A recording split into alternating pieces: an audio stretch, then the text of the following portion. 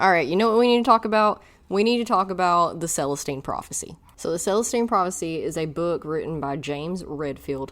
This book changed my life, and it is a wonderful, beautiful, easy, simple, great starting point for someone who is trying to get into the healing journey, spirituality and energy and learning the self and the ego and just all of that kind of stuff. So if you don't want spoilers, because it's written in a story form, okay? So that's the even better part and why I recommend it to so many people, because I understand not many people can sit and read textbooks like I can.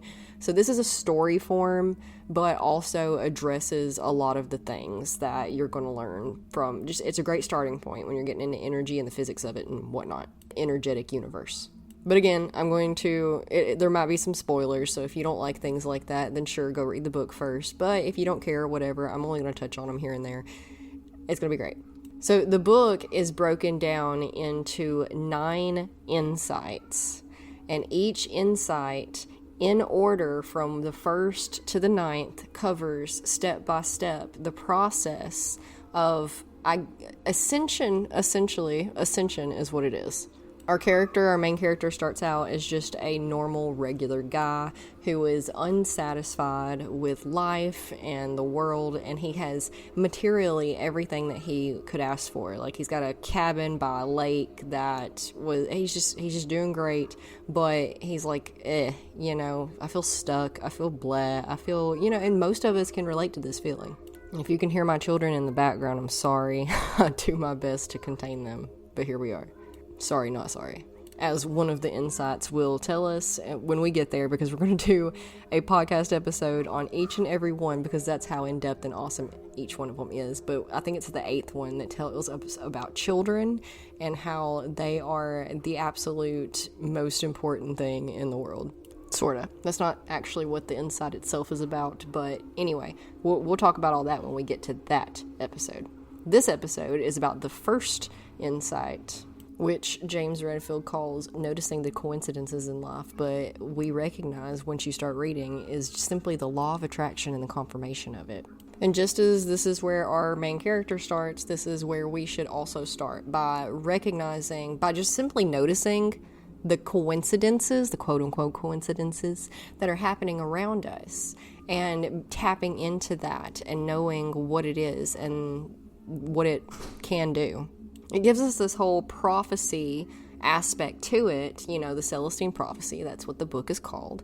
So the prophecy part in the first insight tells us about how that in this point in time, the point in time that we are living right now, you and I, in this time period, at the end of the 20th century, people will start to wake up to this and notice this more and more and more, and it'll start to be more common. And if you are into this stuff at all, you know that is reiterated across many texts, many scriptures, many things, that at the end of the 20th century is when all of this stuff is going to start happening, and we're going to start becoming aware of it. And ta-da, we're here, we arrived. How freaking cool.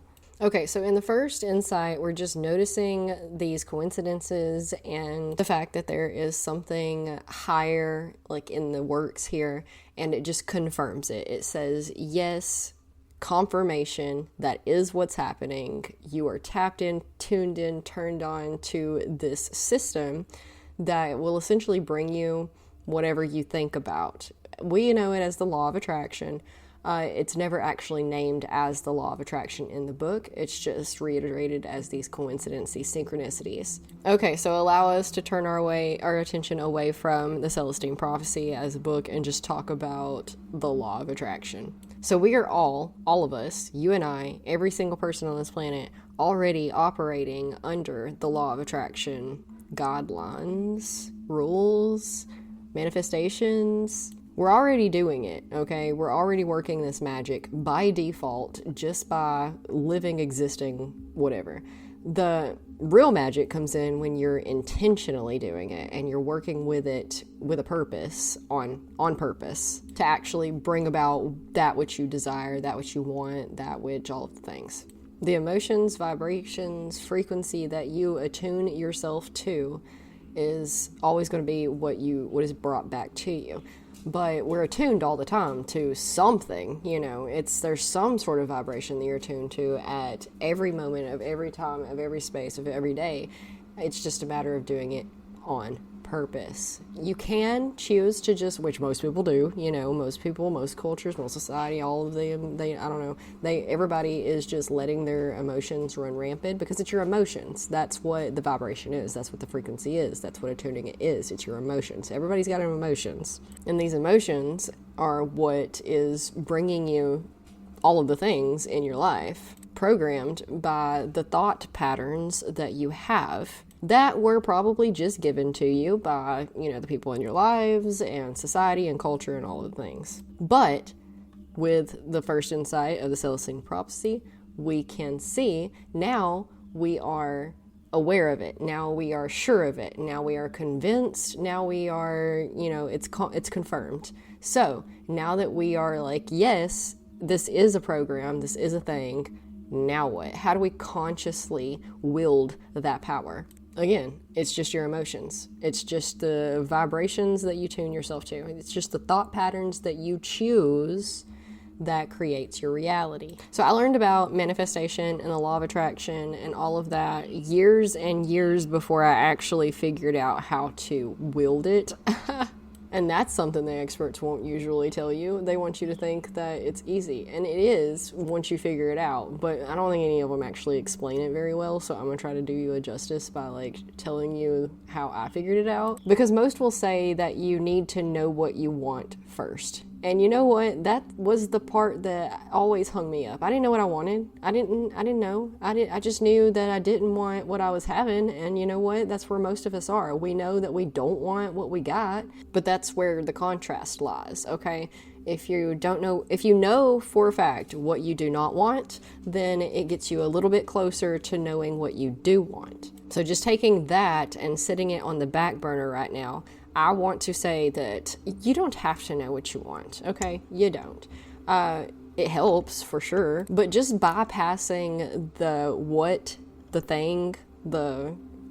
physical manifestation of whatever, I just put that on the back burner and focus on the emotions, focus on the energy. And a lot of people say this too, but we don't get it until we get it, right? Focusing on the emotions, focusing on the energy means disattachment from moving forward, remaining unattached to that which is brought to you. The things don't matter. The places don't matter. The stuff doesn't matter. The only thing that matters is the vibration that you want to manifest. The peace, the love, the freedom, the fulfillment, the purpose, the connection, the relationships. That is what you actually want. Trust me, it's what you want. Everything else that we just think that we want is only a means of trying to get these feelings, okay? The feelings are what you want. So you need to disattach from what you feel are going to get you those feelings and just try to find the feelings. Try to stay in those feelings all the time, no matter what's going on, no matter what. And this is where meditation and mindset work and all of that comes into play. This is the field work. But I'm going to tell you to just take everything that you think that you know that you want and just throw it on. You don't have to throw it away. If it comes down to it and you still want those things, then great. But disattach yourself from having the things that you think that you want for right now. You need to go into everything with the mindset of, here's how I want to feel. Here's how I hope to feel. Here is how I'm going to try to feel. And you know what? Universe, angels, gods, God, whoever, whatever you want to talk to help you out and not be alone in it. If y'all could just bring whatever y'all think, y'all know me better than I do. Y'all know me better than I do because, y'all are on the whole energetic spiritual plane and have a broader view than I do as a limited human in this life. You guys know me better than I do. So here's how I want to feel. If y'all can just bring those things to me, that would be great. If you don't, I know that it is because this is a great time, place, opportunity, space to learn something in order to heal a belief pattern that is going to get me closer to those things. And I accept that. I embrace that. I open the opportunity and welcome the opportunity to heal that which is not broken. We don't want to use the word broken because you're not broken, but it's a misalignment. So if you don't bring me these emotions, these vibrations in this moment in time as I ask, and as you know, it's because you see fit to use this time and opportunity instead to help me realign a thought pattern in my head that's going to bring me more of that feeling, that emotion, that vibration consistently throughout the rest of my time here on this planet. Whoa. That's it. That's it. You don't even really need to know anything else. Just focus on doing that right there and then accepting whatever comes into your path with an open heart, an open mind, and an open, we're going to do this together. You just cannot forget that detachment part from how you think it should be, how you think it should look, how you think it might look. Things are going to come to you and you don't even have a clue. It's going to be crazy and I'm here for it. I want to know all the things. I want to know all of your synchronicities, the craziest things that you've manifested. Just tell me about them, please. Drop them in the comments or come tell us in the Facebook group. You know, we live for this shit. From there, we can get into it deeper. There's levels to it, you know? There's right now you're just a level 1 baby wizard. You may have sorted yourself into your house through astrology and Briggs-Myers and all of those other personality quizzes. You're a dosha, but that's probably as far as you've gotten. Well, I mean, I'm not going to assume I know anything about you. But this right here is baby wizard steps, okay? We got to start at baby wizard levels before we can move on into the fun stuff. And the fun stuff, once you get all this under control, once you figure out how to do this part right here, please don't focus on anything but this part right here. If you're not good at this part right here, learn to control your emotions, learn to control your vibrations and all of that. And then once you get the hang of this part right here, you can start really like intentionally, purposefully manifesting some really cool stuff. But you don't know till you know, and you can't get there until you're there. So if you have questions, I'm happy to answer them. In fact, please send me your questions because that helps me better figure out how to help you. You know, otherwise I'm just throwing noodles at the wall and seeing what sticks. I want to help you. I am here to help you. I was literally born to play the role that I am playing right now in spreading this information. So help me help you in doing that by sending me all of your questions. In the meantime, meditate on that, figure that out, practice that, and you know, the noticing and the realigning the focus is the work. It's the field work. You know, we can know all of things, we can read all of the books, but until we're practicing in the field, that's where like the heavy stuff actually happens, the real stuff actually happens.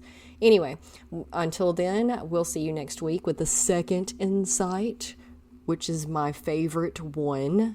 Oddly enough, it's probably going to be most people's least favorite one, but because it's kind of boring. Not really. To me, I think it's awesome, but it is very history based and stuff. So, but anyway, I'll save all of that for the next episode. Come hang out with us. Love you guys. Here's some meditation music to sit and create some space for yourself. Mwah. Namaste.